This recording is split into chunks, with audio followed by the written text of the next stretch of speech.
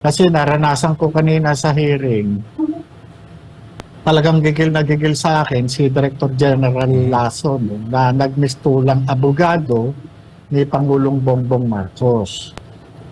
Yun yung naramdaman ko sa kanya kanina sa halip na bilang may mandato ng Comprehensive Dangerous Drugs Act, dapat ang inaasahan ko na gagawin niya ay kung paano i-resolve yung mga issues na nakapaloob dun sa confidential documents. Linawin ko lang, wala na po kayo sa PDEA ngayon, tama po? Wala lang po, tinanggal po ako eh. Kailan lang po? 2013 po.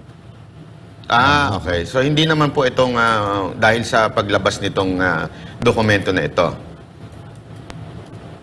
Tama po? Alam niyo po, yung mga nararamdaman kong indulto, nung una, iniisip ko kung ano yung pinagmumulan eh.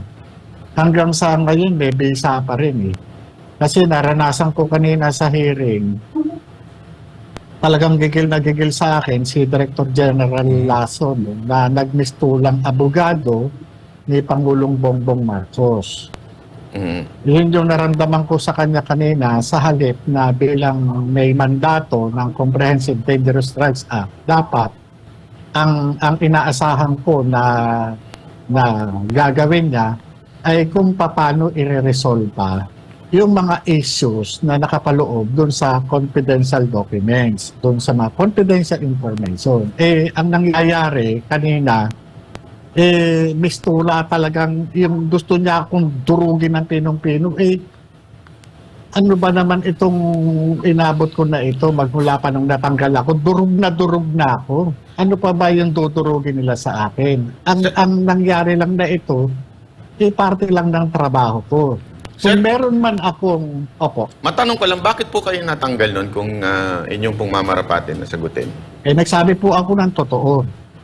Noong Doon time... Opo, nagsabi po ako ng totoo dahil nga po may mga irregularities ang PDEA noong araw at ito ay pinanumpaan namin kaming mga ahente sa PDEA IAS. Ngayon, yung mga irregularities na yun patungkol doon sa paghuhuli, illegal na paghuhuli, inano namin, talagang meron kaming inireklamo na opisyalis ng PDEA. Sa kasamaang palad, talagang doon ako pinag-initan. Sir, 20 ano po yun, 20 nung napag-initan na ako, dire-diretso kasi ang pakiramdam ko nga una wala itong dito sa issue ng cocaine wala, pero ditong huli na napapag tagni ko, mukhang iisa yung nanggigigil sa akin. pero sir, nasabi nyo kanina na